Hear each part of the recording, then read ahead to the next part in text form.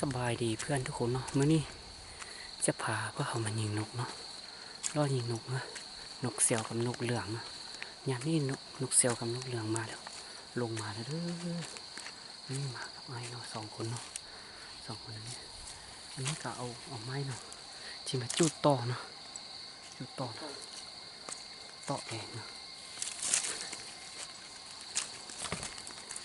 ไปเนาะตอนนี้ก็คือต่อแล้วเนาะไปเบิ้งก่อนเด้อตอนนี้เราไปเบิ้งเนาะเราไปเบิ้งแล้วตอนขั้นเราจะมาจุดเนาะ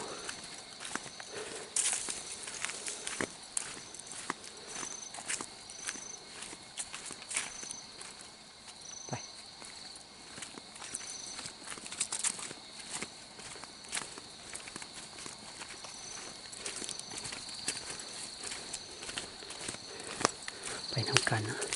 เคลื่อนแล้วนะสิฮอดแล้วเนาะเห็นเบิ้งนะตอนนี้ยังบอกข้ามเนาะแล้วเอาไม้ไปไว้เนาะไปไว้ละเอาไม้นี่ไปไว้ตอนข้ามแล้วจะกลับมาเนาะเอาไปล่อยิงนกตอนข้ามจึงมาจุดนะอย่างนี้นะต้นนะนี่ห้องนี้ไปไหมห้องนี้ไปไหม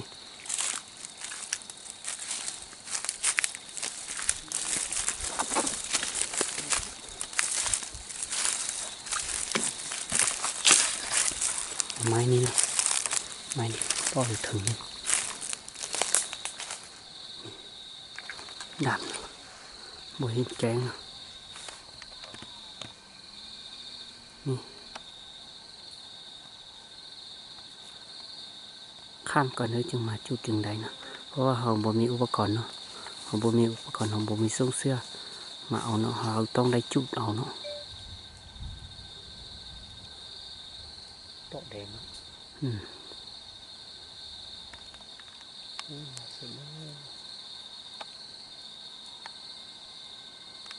ตัวนี้มันโตแม่เฝ้าเนาะ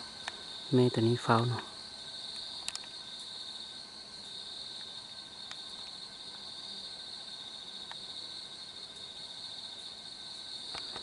เขาเบิ้งนี้เนาะเขาสั่งนี้นะตัดข้ามกันเขาจึงมาจุดเอาเนาะไปรอยิงนกก่อนเนาะ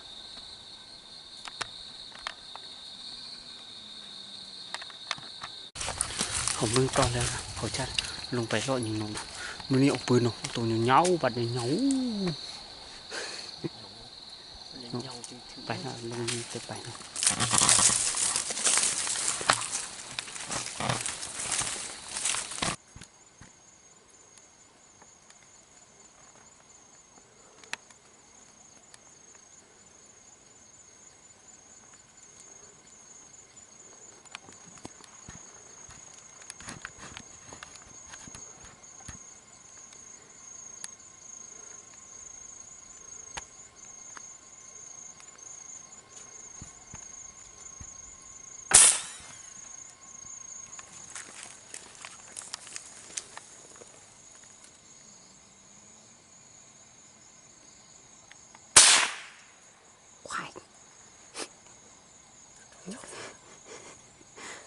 ซื้อลูกก่อน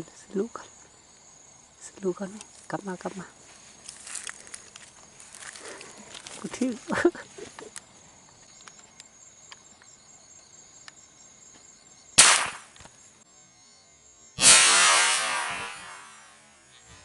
นี่น้อง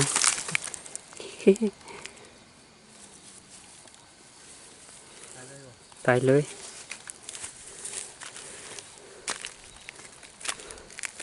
เมื่อกี้เอ็นบนนี่เนาะโอ้ยได้แล้วนกเสียวเนาะตัวนี้บอกคือตัวเมื่อกี้เลยตัวนี้บอกนกเหลืองนี่นกเสียวโอ้หนูสุดยอดเลยทีดีครับไปเนาะไปทำกันเนาะตอนนี้นะดังไฟเนี่ยเสียงดังไฟน่าจะจุดต่อนะ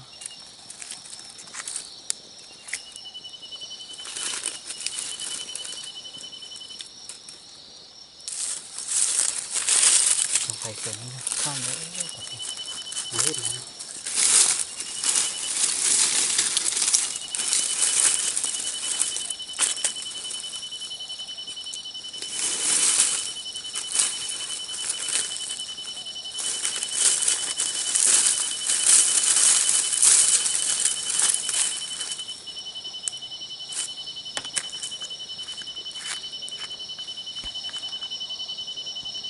ดังไฟนะกำลังดังไฟเด้อเพื่อนทุกคนเนาะ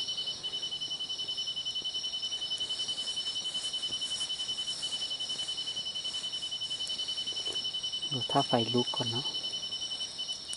ไฟลุกก่อนจึงจุดเนาะ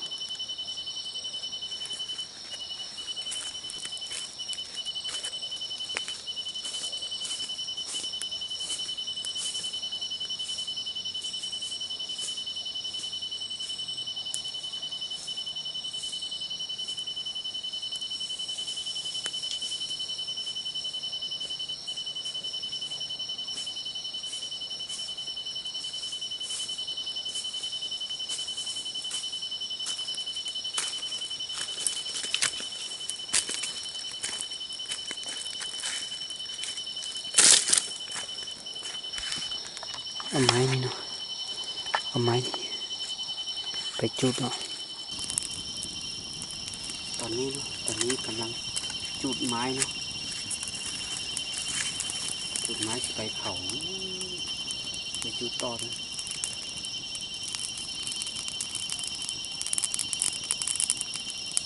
ใส่กระโปรงขึ้น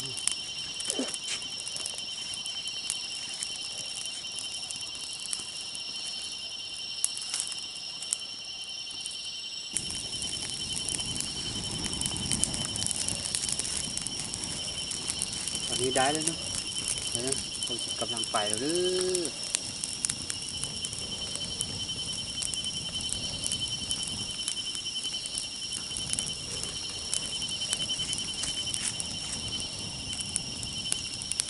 ไปนะครับเนาะ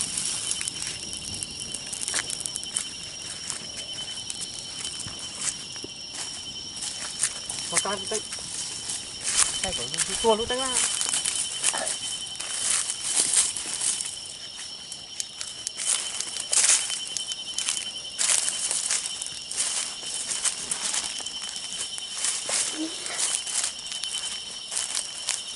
ใช่ก่อนลูกใช่ก่อนลูก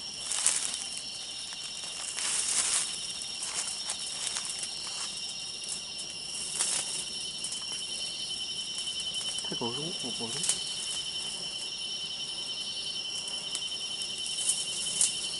จุดเลยเด้อจุดเลยเด้อ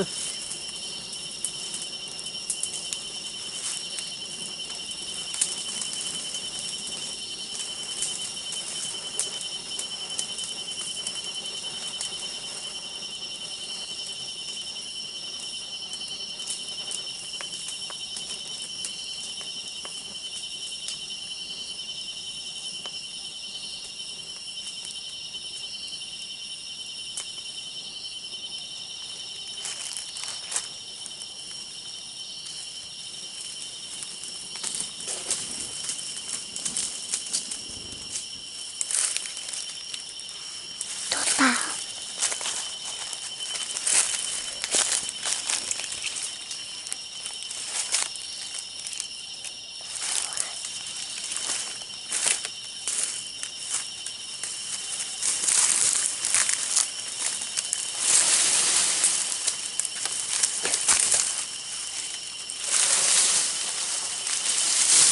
เชื่อก้อย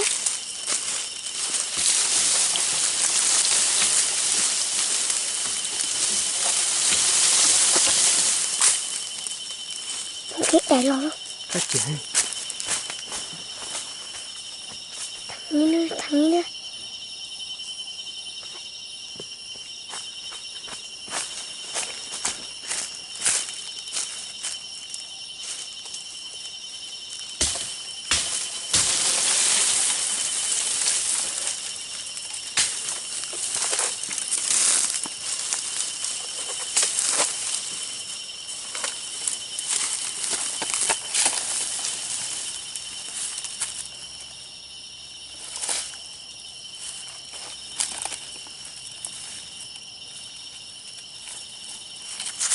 ไปเลยเนาะ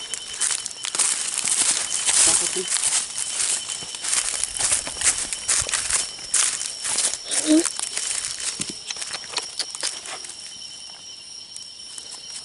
ดึงนะผมอุ้ย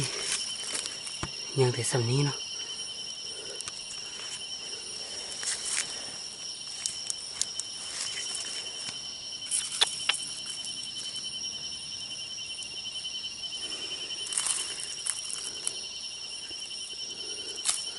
โอ้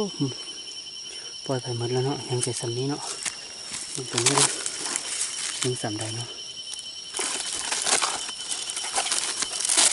นี่ก็ปล่อยหมดแล้วบ่มีแล้วเนาะมีแต่หางละล้าเนาะ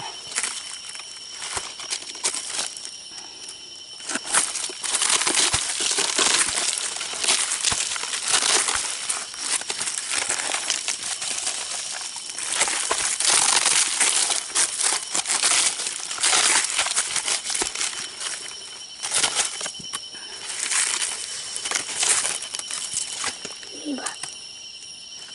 ตายหมดแล้วบ่มีเก๋ก็เก๋บ่มีไปเลยเนาะตอนนี้เนาะยังแต่สำนี้เนาะนี่ยังแต่สำนี้เนาะ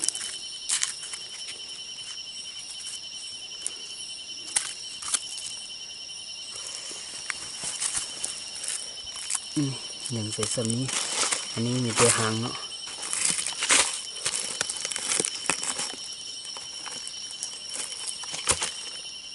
ตอนนี้เนาะตอนนี้ค่ะเรากัดชิมือเลยเนาะได้แต่สำนี้เขาชิมือเลยเด้อเพื่อนทุกคนเนาะพบกันไหมเนาะคลิปอื่นเนาะคลิปอื่นเนาะพบกันไหมคลิปอื่นเด้อ